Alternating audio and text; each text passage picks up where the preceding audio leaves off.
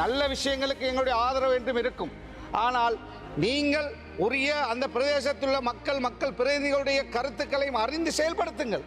நாங்கள் நல்ல விடயங்களுக்கு எதிரானவர்கள் அல்ல.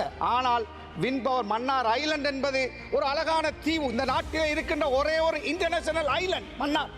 அந்த ஐலண்டில் ஏற்கனவே நிறைய வின் பவர் திட்டங்கள் நடைமுறைப்படுத்தப்பட்டு இன்று மக்கள் அங்கு வாழ முடியாத சூழ்நிலை, மீன்பிடிக்க முடியாத சூழ்நிலை. அங்கு நீங்கள் இவ்வாறான முதலீட்டாளர்களை கொண்டு வருவதனூடாக அந்த பிரதேச மக்களுக்கு 5% எந்த பிரயோசனமும் இல்லை. ஒரு சிபிலே மன்னார் ஐலண்டை சேர்ந்த ஒருவர் கூட ஒரு வேலை வாய்ப்பு இல்லை. ஆனால் நூற்றுக்கணக்கான மெகாவாட் அங்கு உருவாக்குகிறீர்கள். ஏதாவது அந்த மக்கள் அதனால் எந்த லாபமும் அடையாமல் இருக்கின்ற பொழுது அந்த மக்களுடைய மீன்பிடி தொழிலுக்கு அந்த பிரதேசம் சுற்றுலாத்துறை ஒரு காலத்திலே இந்தியாவுக்கும் இலங்கைக்கும் பாலம் அமைக்கப்பட்டால் அந்த பிரதேசம் ஒரு பெரிய முக்கியத்துவம் வாய்ந்த பொருளாதார மேம்பாட்டு பிரதேசமாக மாறும். எனவே அதை தடுத்து நிறுத்துகின்ற வேலைகளை செய்யாதீர்கள். அங்கு ஒரு கனிய வளம் ஆஸ்திரேலியா கம்பெனி, சைனா கம்பெனி, அந்த கம்பெனி, இந்த கம்பெனி எல்லாம் மன்னார் ஐலண்டுக்குள்ளே தான் வந்து நிற்கிறார்கள். எனவே மன்னார் ஐலண்ட் இன்டர்நேஷனல் ஐலண்ட், அந்த ஐலண்டை காப்பாற்றுகின்ற பொறுப்பு எங்களுக்கு இருக்கிறது, எங்களுடைய எதிர்கால சமுதாயத்துக்கு இருக்கிறது.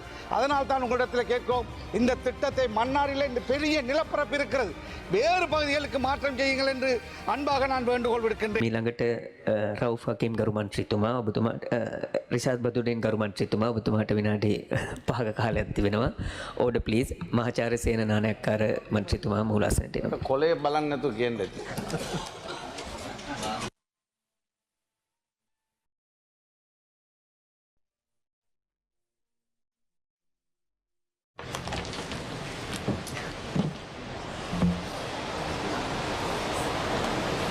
பிஸ்மில்லாஹிர் ரஹ்மானிர் ரஹீம்.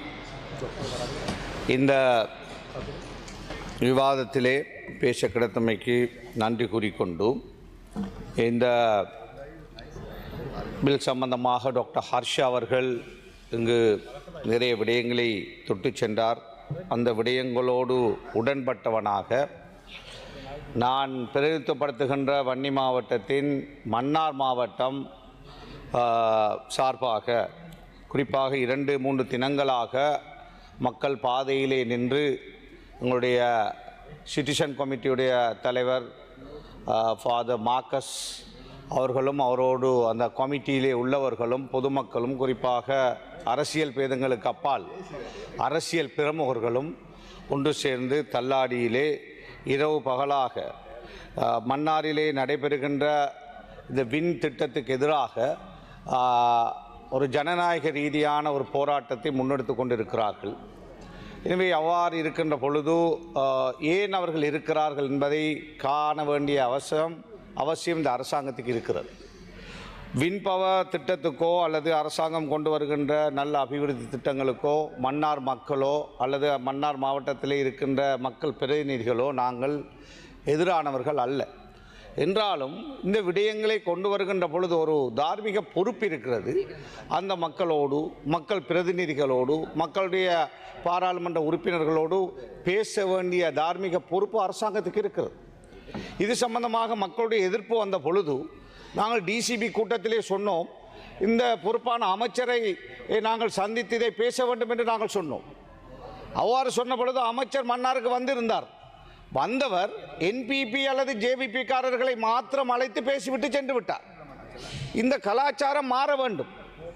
மக்களுடைய பிரச்சனையை நாங்கள் சொல்லுகின்ற பொழுது, ஒரு முதலீட்டாளருக்கு நீங்கள் அங்கே ஏற்பாடுகளை செய்து கொடுக்கின்ற பொழுது, மக்களுடைய வெறுப்பு அங்கே இருக்கின்ற பொழுது, டிசிபியிலே இந்த வெறுப்பை மக்கள் காட்டுகின்ற பொழுது, அவ்வாறான ஒரு முடிவெடுக்கின்ற பொழுது நீங்கள் மன்னாருக்கு வந்து அமைச்சர் அவர்கள் நீங்கள் முதல் முறையாக இந்த பாராளுமன்றத்துக்கு வந்திருக்கிறீர்கள்.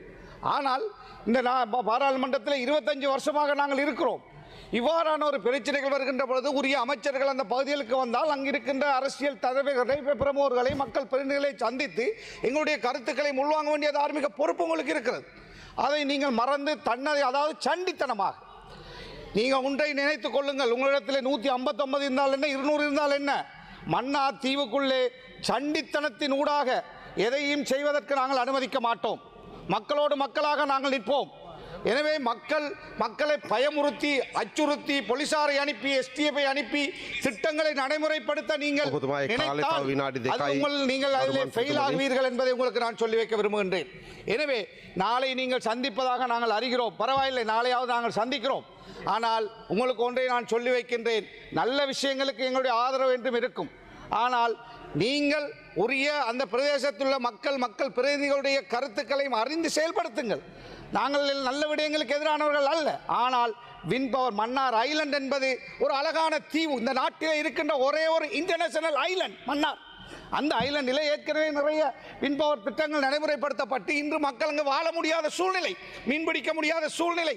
அங்கு நீங்கள் இவ்வாறான முதலீட்டாளர்களை கொண்டு வருவதனூடாக அந்த பிரதேச மக்களுக்கு 5% எந்த பிரயோசனமும் இல்லை. ஒரு சிபிலே மன்னார் ஐலண்டை சேர்ந்த ஒருவர் கூட ஒரு வேலை வாய்ப்பு இல்லை. ஆனால் நூற்றுக்கணக்கான மெகாவாட் அங்கு உருவாக்குகிறீர்கள். ஏதாவது அந்த மக்கள் அதனால் எந்த லாபமும் அடையாமல் இருக்கின்ற பொழுது அந்த மக்களுடைய மீன்பிடி தொழிலுக்கு அந்த பிரதேசம் சுற்றுலாத்துறை ஒரு காலத்திலே இந்தியாவுக்கும் இலங்கைக்கும் பாலம் அமைக்கப்பட்டால் அந்த பிரதேசம் ஒரு பெரிய முக்கியத்துவம் வாய்ந்த பொருளாதார மேம்பாட்டு பிரதேசமாக மாறும். எனவே அதை தடுத்து நிறுத்துகின்ற வேலைகளை செய்யாதீர்கள். அங்கு ஒரு கனிய வளம் ஆஸ்திரேலியா கம்பெனி, சைனா கம்பெனி, அந்த கம்பெனி, இந்த கம்பெனி எல்லாம் மன்னார் ஐலண்டுக்குள்ளே தான் வந்து நிற்கிறார்கள். எனவே மன்னார் ஐலண்ட் இன்டர்நேஷனல் ஐலண்ட், அந்த ஐலண்டை காப்பாற்றுகின்ற பொறுப்பு எங்களுக்கு இருக்கிறது, எங்களுடைய எதிர்கால சமுதாயத்துக்கு இருக்கிறது. அதனால் தான் உங்களிடத்தில் கேட்கிறோம், இந்த திட்டத்தை மன்னாரில் இந்த பெரிய நிலப்பரப்பு இருக்கிறது, வேறு பகுதிகளுக்கு மாற்றம் செய்யுங்கள் என்று அன்பாக நான் வேண்டுகோள் விடுக்கின்றேன். அதே போலதான் இப்பொழுது இஸ்ரேலுடைய ஆதிக்கம் இந்த அரசாங்கத்தினுடைய முலவர் மௌலவி இருக்கிறார்.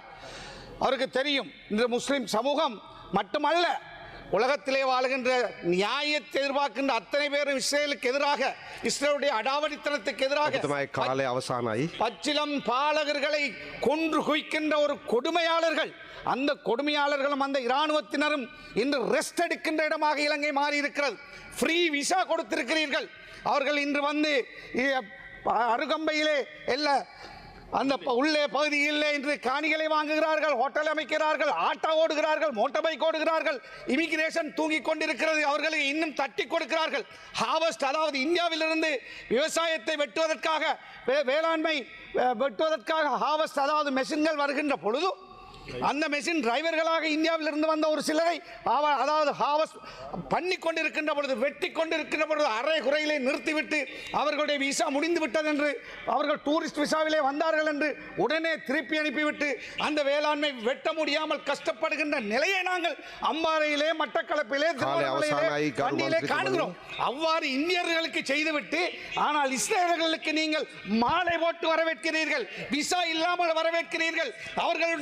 அவர்களுடைய டிரைவிங் லைசனை வைத்துக் கொண்டு இந்த ஆட்டாக்களை எடுத்துக்கொண்டு அவர்கள், அதாவது ஆட்டா ஓடி என்று அங்கிருக்கின்ற சாதாரணவர்களுடைய தொழிலையும் பிடிக்கிறார்கள். கடை நடத்துகிறார்கள், சலூன் நடத்துகிறார்கள், பார் நடத்துகிறார்கள், ஹோட்டல் நடத்துகிறார்கள். அதே போல ஆட்டாவும் ஓடுகின்ற அளவுக்கு இந்த நாட்டை இஸ்ரேலுடைய குட்டி இஸ்ரேலாக மாற்றுகின்ற மோசமான நடவடிக்கை நடந்து கொண்டிருக்கிறது. தயவு செய்து கவனம் செலுத்துங்கள். இல்லை என்றால் பலஸ்தீன மக்களுக்கு நடந்தது போல இலங்கை மக்களும் இலங்கையை இழக்க வேண்டிய நிலை ஏற்படும் என்பதை சொல்லி விடைபெறுகிறேன். நன்றி.